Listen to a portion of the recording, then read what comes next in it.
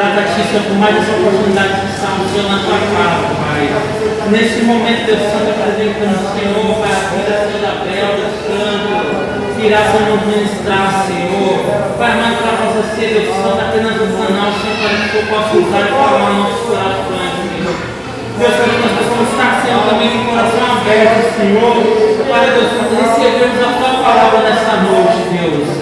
Pai, derrama as tuas bênçãos sobre nós, é o que te pedimos e te agradecemos, Pai. Amém. Obrigado, Senhor.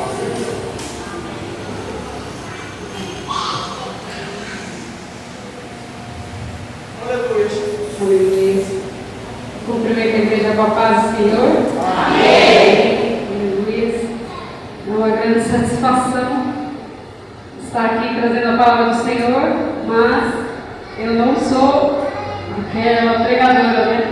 Mas eu creio que Deus já falou comigo e vai falar com os irmãos também. Amém. Vamos abrir nossas Bíblias em Juízes.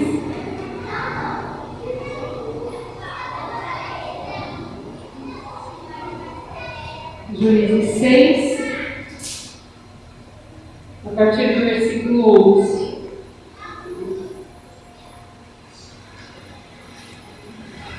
Os irmãos acharam? Amém? Então o anjo do Senhor veio e assentou-se debaixo do carvalho que está em Ofra, que pertencia a Joás, a Biesrita, e Gideão, seu filho, estava malhando o trigo no lagar, para o salvar dos midianitas. Então o anjo do Senhor lhe apareceu e lhe disse: O Senhor é contigo, varão valoroso. Mas Gideão lhe respondeu: Ai, Senhor meu, se o Senhor é conosco, por que tudo isso nos sobreveio? E que é feito de todas as maravilhas que nossos pais nos contaram, dizendo: Não nos fez o Senhor subir do Egito? Porém agora o Senhor nos desamparou e nos deu na mão dos midianitas.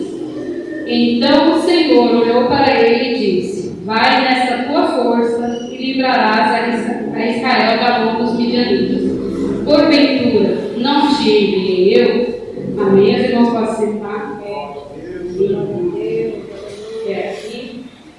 Irmãos, eu não tenho uma cabeça muito boa para assim, guardar, né, as coisas, e por isso eu escrevo mesmo, né?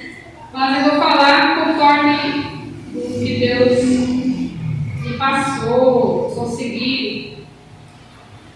Então hoje vou falar, né, nós estamos nessa campanha do ano da resposta e o anjo falou com Gideão. E eu quero falar desse Gideão, né? Aqui nós vemos que tem um diálogo, né, dele com o anjo, que representa o próprio Senhor, falando com Gideão, né? E nisso eu vou tirar algumas lições que foi para a minha vida e vão ser para a vida dos irmãos também.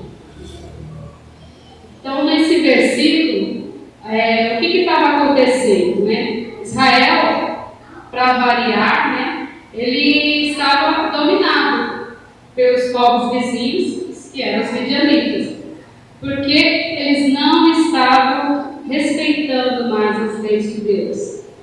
E já tinha se passado 7 anos de dominação, e aí Israel estava empobrecido e sofrendo muito. Por isso que o anjo ele fala, né, no versículo 11. Então o anjo do Senhor veio e assentou-se no carvalho de Ofra, né, que pertencia a Joás, e o Gideão estava ali malhando o trigo no lagar. A gente percebe que Gideão ele dá uma resposta para Deus. Ai, meu Senhor, vamos conversar, não é bem assim. Olha o que aconteceu com a minha família, perdemos tudo, né? Não é bem assim. E como assim, né? O Senhor nos abandonou, o Senhor não tem nos abençoado, a minha casa está empobrecida. Talvez os irmãos aqui não falem com essas palavras, mas talvez você diga assim: a sorte não está do meu lado. Você montou um negócio, não deu certo. Você cuidou de alguém e a pessoa te feriu. Então são muitas coisas que põem a gente para baixo. E aí ele fala assim, talvez ele pense: o Senhor nos abandonou, e nós pensamos também: o Senhor me abandonou, os céus estão contra mim, tudo que eu faço é uma miséria. E aí outra frase que ele diz também: meu clã é o menos importante de Manassés, e eu sou o menor da minha família. Então, coisas que nós, no dia a dia, falamos, é alguma coisa que nos impede. Saúde debilitada, tudo, não tenho saúde, as coisas no universo, se a gente falar, o universo está conspirando contra mim, não foi legal, tem pessoas melhores que eu. E quando o anjo fala para ele, no 14, né? Vai nessa tua força e livrarás a Israel da mão dos midianitas. E aí ele fala assim: tem pessoas melhor que eu, né? Eu sou o menor da casa do meu pai, tem pessoas com condições melhores, e a gente fala isso também. Tem pessoas que têm faculdade, tem pessoas que, como é que fala? Que a gente falou do Genivaldo, ele sabe a Bíblia de cor e salteado, e aí a gente fica com essas condições, né? E por que você não escolhe outra pessoa, Deus? E é um sentimento que a gente tem de baixa estima, né? Como se eu não merecesse essa posição. Eu não posso. É igual assim, eu mesmo fico falando, eu não sirvo para eu trazer a palavra, mas Deus, Ele já fala: eu serei contigo, né? Então não tem nada, a gente acha que não tem nada de virtude em nós, mas quem que nos fez? Foi Deus, né? Então a gente talvez, eu já vivi, ou você também, vocês que são pais, você já viveu essa posição de você quer dar o melhor para o seu filho, você põe ele no inglês, você põe ele no curso e vai filho, você tem que empurrar seu filho e ele nada. E essa é a posição de Deus, ele está ali encorajando o Gideão e o Gideão nada. E aí Deus, ele sabe o potencial de cada um de nós, né? Ele sabe, Deus olha para a gente e ele diz: é possível. É nós que colocamos impedimentos, né? Então eu vou trazer aqui, dentro dessa palavra, e tem em outros livros também, é uma perspectiva de uma reflexão para nós. E aí talvez você seja hoje o Gideão, ou talvez você seja alguém que esteja aconselhando o Gideão, né? E aí esse texto, ele começa essa reflexão, e eu vou falar em Deuteronômio 7:6. E Deuteronômio 7:6.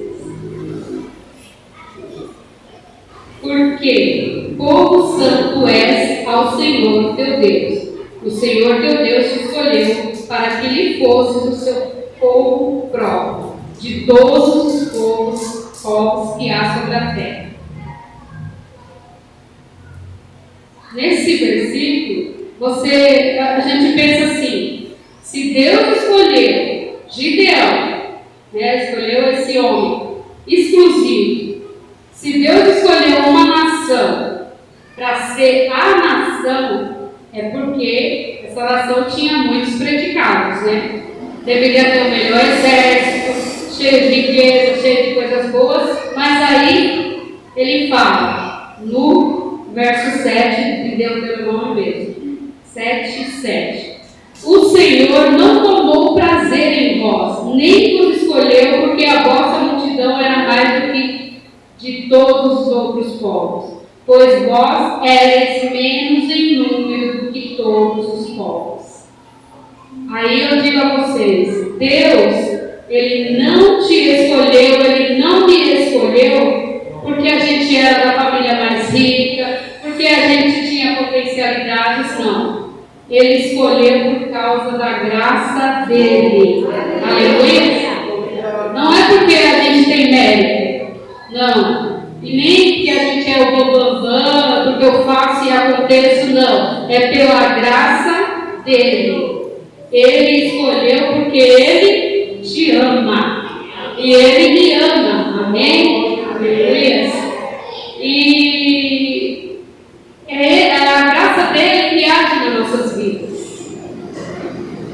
E eu vou trazer aqui 3 historinhas bíblicas, né, para a gente ver como que isso é verdade. A primeira é do apóstolo Paulo. Ele estava lá, perseguidor da igreja. Ele tirou a vida dele para massacrar o povo de Deus, né? A igreja, para torturar cristão, para acabar com o nome de Jesus na terra, o apóstolo Paulo. Um dia ele teve um encontro com Jesus e que disse a ele: você será a pessoa que mais implantará igrejas nesse mundo. Né? Assim, né? Como é que eu falo, conjecturando, né? Deus falou para ele, né? Mas implantará igrejas e pregará o meu evangelho.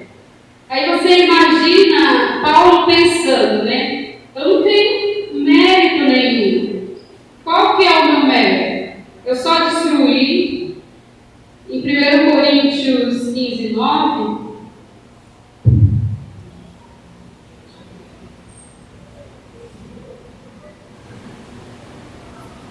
1 Coríntios 15:9, Paulo diz: porque eu sou o menor dos apóstolos, que não sou digno de ser chamado apóstolo, pois que persegui a igreja de Deus.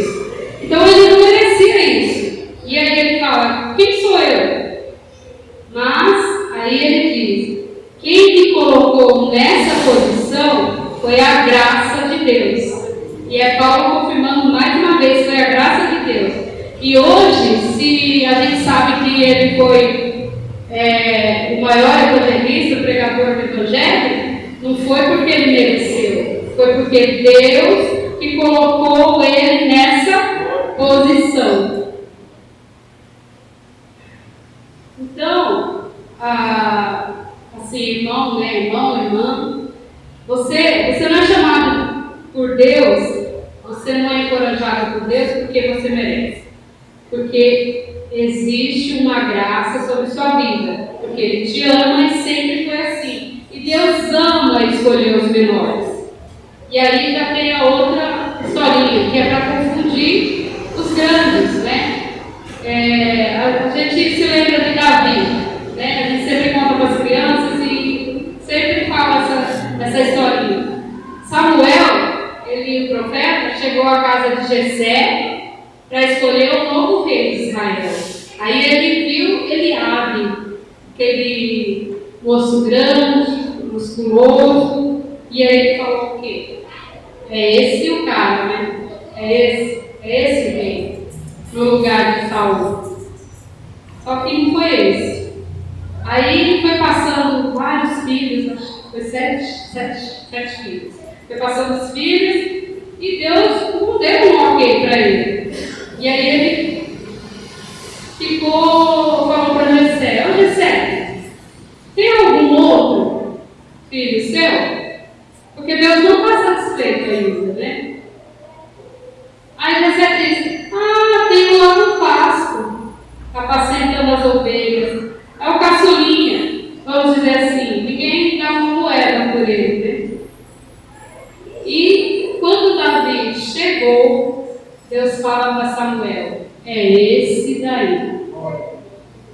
Então, por quê? Por que ele falou isso? E E ele fala para Samuel: porque, Samuel, eu julgo não como os homens, eu olho o coração, eu não olho a aparência. Então, quantas vezes você viu um Eliabe por aí? Tem muitos Eliabes que tinha tudo para vencer e não venceu. Nas igrejas a gente vê muitos Eliabes. A gente sabe, o próprio pastor, né, o nosso pastor, ele coloca as pessoas, isso aí vai dar, né? Pensando assim, né, vai dar, esse dá certo. E aí, acaba tudo. Assim, acaba não dando certo. Né? O ministério não acontece, não floresce e não sai nada. Aí é só pressão. Só pressão. E aí aquele outro, que a gente, vamos dizer assim, o caçulinha, que ninguém dá nada por ele, onde ele põe a mão, o negócio cresce. Né? E aí as pessoas se espantam, porque Deus vai abençoando, e Deus olha as potencialidades. Então, meu irmão e irmã, se você está achando que você não tem potencial, Deus sabe o seu potencial. Aleluia. Então, na igreja, no trabalho, sempre é assim. E ele olha mesmo as potencialidades. Tem coisas no serviço que a gente fala, nossa, aquele ali vai alavancar. E não dá nada. E o outro que você fala assim, é o bobinho, ele aceita tudo, ele abaixa a cabeça para tudo. Aquele ali cresce ali dentro, né? Então, Deus sabe mesmo. E aí o filho pródigo também, que é a terceira historinha. Ele não estava comendo, como é que fala, lá com os porcos, lavagem dos porcos. Aí ele pensou, eu vou voltar para a casa do meu pai. Mas ele pensou, vou ser como os seus empregados. O que ele pensou? Eu não tenho mérito. Eu vou voltar e eu vou ser inferior. Né? Vou ser inferior.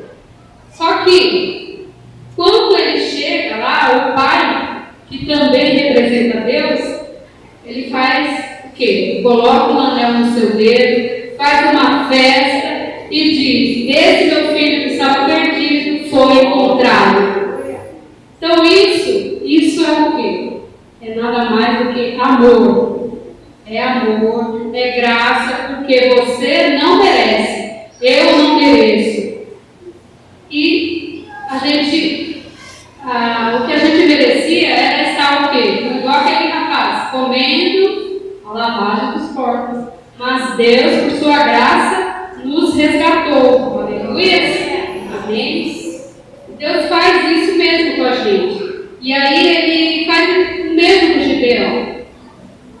Você não tem nada, mas é você. É você. Você é pequenino, mas é você. Deus Ele quer, assim, mostrar para você que Ele está vendo o seu interior. Ele não vê a sua aparência.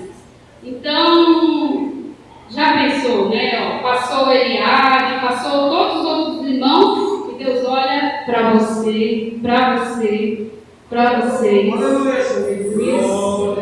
E você recebe aí, aleluia. É para você, aleluia. Oh Deus. Então, essa é uma perspectiva que é chamada pela graça. E aí tem a segunda perspectiva.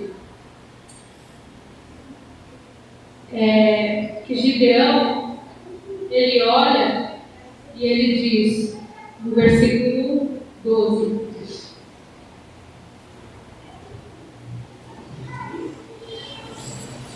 o Senhor diz para ele no versículo 12, né? O Senhor é contigo, varão valoroso. E tem traduções que está poderoso guerreiro. E aí eu creio que Deus, claro, ele viu alguma coisa no Gideão, porque é uma coisa que ninguém via. Deus disse que era ele. Mas se a gente olhar, ele estava o quê? Escondido, no lagar, que era um lugar de amassar a uva.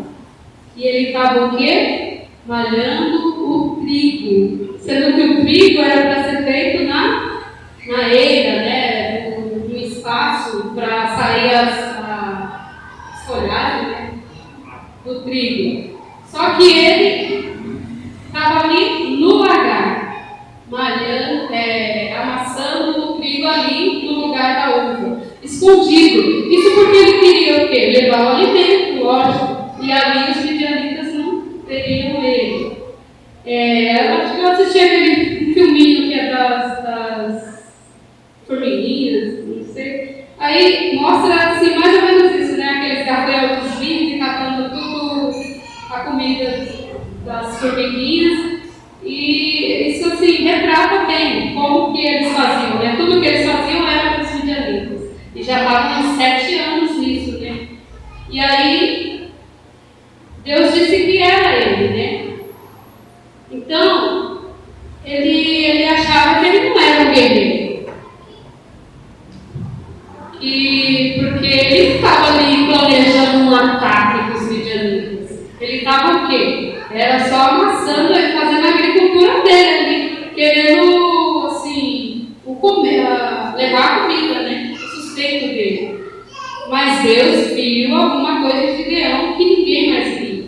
Então, o segundo ponto é: Gideão tinha valor que nem mesmo ele percebia. Por quê? Porque foram 7 anos de opressão e nessa hora a gente fica realmente com o coração acabado. Você não, quando você passa só lutas, morte aqui, na família, perdeu isso, perdeu o emprego, você realmente fica cabisbaixo. E ele só queria o quê? Como é que fala? Trazer o sustento para ele, né? E aí são todos problemas, né? Financeiro, dinheiro, saúde.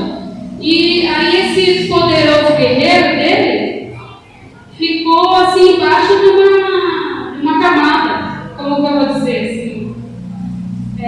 A cebola, né? A cebola a gente vai tirando várias camadas dela. E o guerreiro, o valoroso ali do Gideão, estava ali escondido nessa camada, né? E aí a cebola tem várias camadas, e só que lá dentro tem esse poderoso guerreiro, com muitas camadas de opressão por cima, né? Só que Deus sabia todas as potencialidades de Gideão. E aí, por que Deus sabia?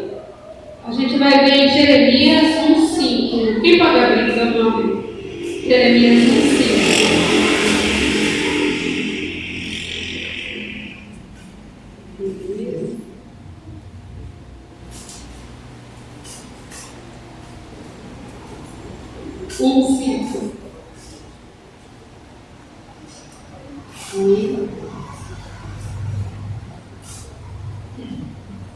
Antes que eu te formasse no ventre, eu te conheci. E antes que saísse da madre, te santifiquei. E as nações te dei por profeta. Aleluia. Olha aí, meu irmão. Antes que você nascesse, Deus já estava planejando a sua vida. Antes de você vir ao mundo, Deus já tinha um propósito, um projeto para você. Quem crê nisso? Aleluia. E a Bíblia ela repete muitas vezes. O próprio Paulo fala isso. Quando Deus aprove pela sua necessidade, me chamou e tinha me separado desde o ventre da minha mãe. Aí ele me chamou no tempo propício. Então tem um tempo para tudo, meu irmão. Tem um tempo para tudo. Então existia um guerreiro, um poderoso, valoroso dentro do Gideão, sim. Porque Deus sabia qual era o propósito da vida dele. Existia lá no coração dele esta semente. Aleluia. E Deus não errou o endereço. Às vezes a gente fala assim: mas Deus, nossa, vai ter que. O pastor escolheu eu. Deus não erra o endereço. Aleluia. Deus não erra o endereço, não.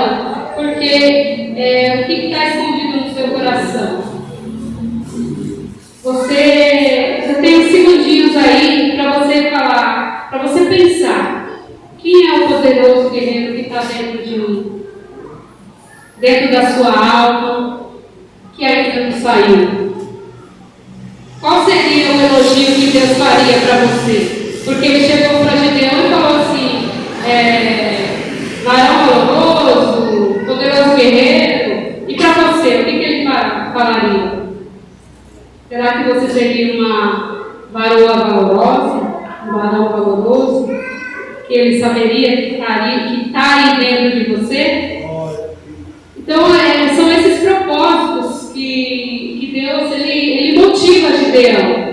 E ele tem prazer, Deus tem prazer em nos abençoar. E por isso ele nos motiva. É só seguirmos as suas palavras, as suas escrituras. E os propósitos que eu falei foi, primeiro, chamado pela graça. Segundo, o valor pessoal. E o terceiro, para revelar esse valor, ele vai dar o quê? Sempre Deus tem uma missão para cada um de nós. No versículo 14, ele diz: vai nessa tua força e livrarás a Israel das mãos dos midianitas. Então é aí Deus dá uma missão para você. E a missão é porque você acha que a missão você só quer quando você está pronto. Mas a missão não é quando você está pronto. A missão é para que você se torne pronto. Aleluia! Você precisa o quê? Aceitar a missão. Eles não eram presbíteros. Aceitou a missão. E aí se tornaram presbíteros também. Aleluia! Deus tem essa... Você precisa o quê? Aceitar a missão. Quando a Davi... Ele foi ungido a rei, ele não se tornou rei assim, né? De uma hora para outra. Ele teve que fazer o quê? Um caminho de descoberta, experiência com Deus, para ele se tornar rei. Quando Paulo também foi chamado para pregar para as nações, ele não era o evangelista, né? Que ele se tornou depois. Ele ainda era o quê? Perseguidor. Mas ele aceitou a missão. Aleluia! Então, assim, a gente tem que aceitar a missão para a gente se tornar aquilo que Deus tem falado sobre nós. Aleluia! Então, quando Deus chamou Gideão e deu aquela missão, ele não tinha libertado ninguém ainda. Ele não tinha vencido exército nenhum, mas Deus já chamava de poderoso guerreiro. Aleluia! Mas a partir dessa missão, Deus transformou esse homem de alto baixa estima em um grande guerreiro. Só que ele precisava dessa caminhada, aceitar. E ainda que alguém diga que a gente é brilhante, a gente olha, você tem um futuro brilhante, mas aí você olha na sua conta corrente e você não tem nada. Você não está zero. Você não tem saúde, você não tem possibilidades. É verdade. Pode ser que você até saia daqui ainda com tudo isso na sua vida. Mas é se você quiser. Porque tem uma missão para você. E se você andar nessa missão, você vai começar a ter experiências com Deus, sim. E Deus vai começar a trabalhar no seu caráter, na sua vida, no seu coração, na sua história. E daqui a pouco vai surgindo as coisas que você não consegue ver. Vai surgindo, sabe por quê? Porque a missão é um instrumento de Deus para ir no seu íntimo. E vai arrancar aquele poderoso guerreiro para fora. Se você não disser sim para a missão, você não liberta o guerreiro. Aleluia! Então, quantas vezes você recebeu projetos na sua mão e você disse, não, ainda não é o tempo. Não é agora, deixa mais um pouquinho, e aí você fica o quê? Escondido. E você vai patinando, porque tem uma missão de Deus para a sua vida, e você não quer cumprir. Tem propósitos? Tem. E você tem dito sim? Pense nisso, irmão. Você tem dito sim? Porque se você não disser assim a cebola vai continuar lá. Você vai continuar debaixo daquelas camadas. E aquela pessoa, aí você vai se tornar só aquela pessoa que vive de promessa. Mas essa promessa nunca se cumpre. Por quê? Porque você não quer aceitar a missão de Deus. Aleluia! Aí vejam só. A gente falou que tem o chamado pela graça, tem o nosso valor pessoal, uma missão para transformar essa cebola em um grande guerreiro, e o quarto, uma grande promessa. No verso 16, Deus diz: 16.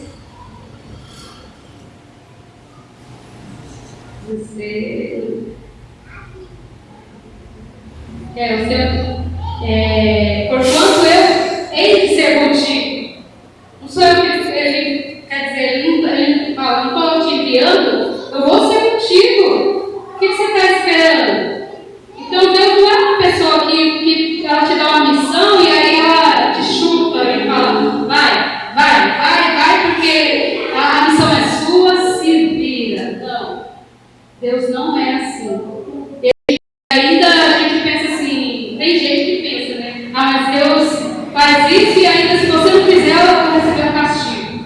Não. A gente imagina que Deus é isso. Mas Deus não. Deus quer, Ele é assim, em cada enxadada que você dá, vem uma minhoca para você. Aleluia. Cada vez que você dá uma missão, Ele dá uma promessa para você. Cada vez que Ele te dá um desafio, Ele diz: eu vou ser com você, poderoso guerreiro, homem valoroso, mulher valorosa. E Ele vai te dar vitória e você vai vencer esse negócio como se fosse um homem só, igual Ele fez com Gideão. Se tem um desafio na sua vida, saiba, meu irmão, que tem promessa na sua vida também. Aleluia! E não é porque você merece, não. É realmente pela graça de Deus. Mas Ele quer o quê? Te apoiar. Ele te motiva. E Ele também te diz: quem está garantindo esse negócio sou eu. É igual a gente faz um empréstimo, vai falar mais um avaliador.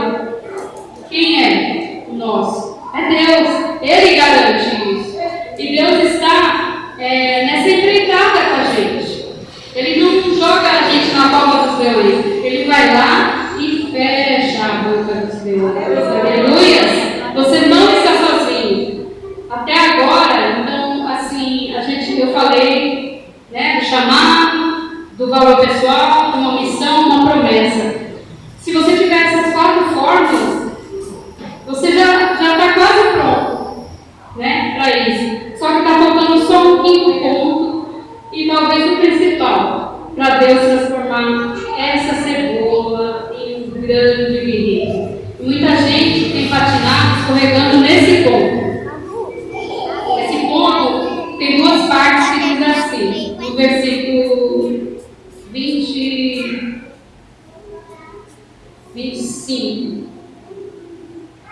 E aconteceu naquela mesma noite que o Senhor lhe disse. Só essa parte. Repete comigo. Naquela mesma noite. Naquela mesma noite. Mais uma vez. Naquela mesma noite. Naquela mesma noite. O que significa isso, irmãos? É urgente. É urgente. É para hoje. Não é para amanhã. Aleluia. A resposta é hoje. Quando da resposta? A resposta é hoje.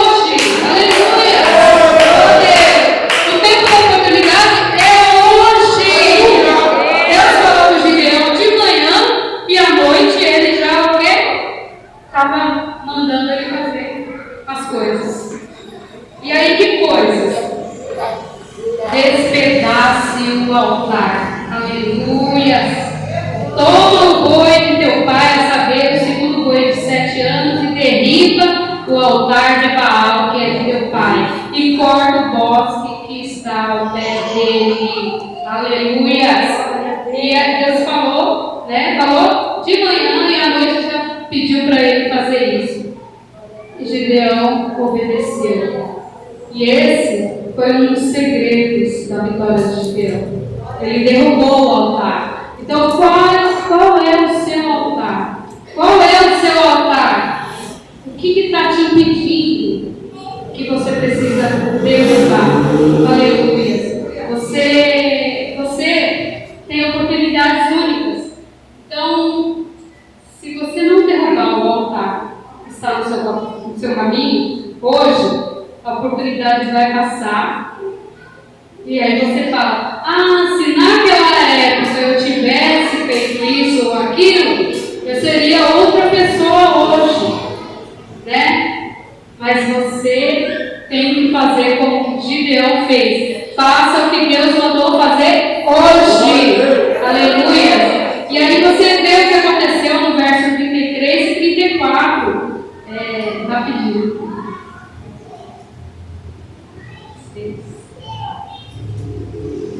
33. E todos os midianitas e amalequitas e os filhos do Oriente se ajuntaram no corpo e passaram e puseram seu campo no vale de Jezreel.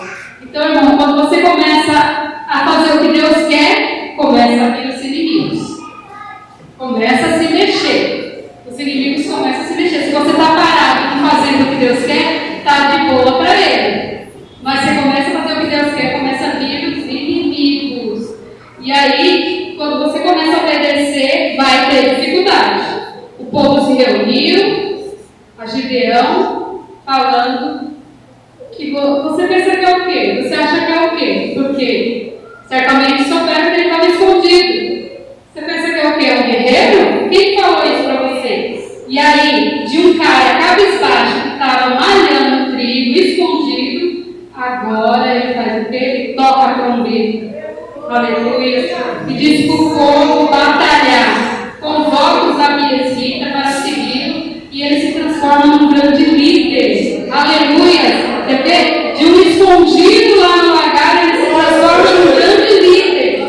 E ele motivou todos ali ao redor dele. Porque ninguém se motiva por não ser ninguém. Né? Se a gente vê uma pessoa que não faz nada, vai fazer o que para você? Vai dar exemplo do que para você? E ele motivou.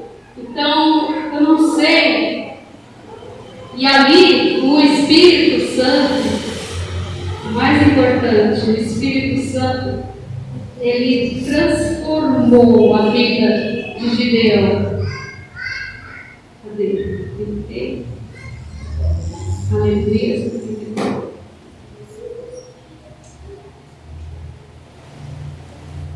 No 34. Então o Espírito do Senhor revestiu a Gideão, o qual tocou a buzina e os abiesitas se ajuntaram após ele. E enviou um mensageiro por toda a tribo de Manassés, que também o convocou após ele. Também enviou mensageiros a Azer e a Zebulon, Naftali, e saíram de Jacó. Eu não vou me alongar mais, que as horas já vão dar, né? Mas Deus, o Espírito Santo se apoderou de Gideão de uma tal forma que ele transformou ali, ele passou a dar as ordens, ele tocou a buzina e mais para frente ele fez prova de Deus, mas ele saiu daquela casca de cebola, ele tirou todas aquelas camadas e se mostrou verdadeiramente um valoroso guerreiro, né? E aí Deus, o Espírito Santo, ele só vai transformar a sua vida em outra coisa, ou vai tirar as barreiras que te impedem, se você aceitar a missão. Então, irmãos, aceite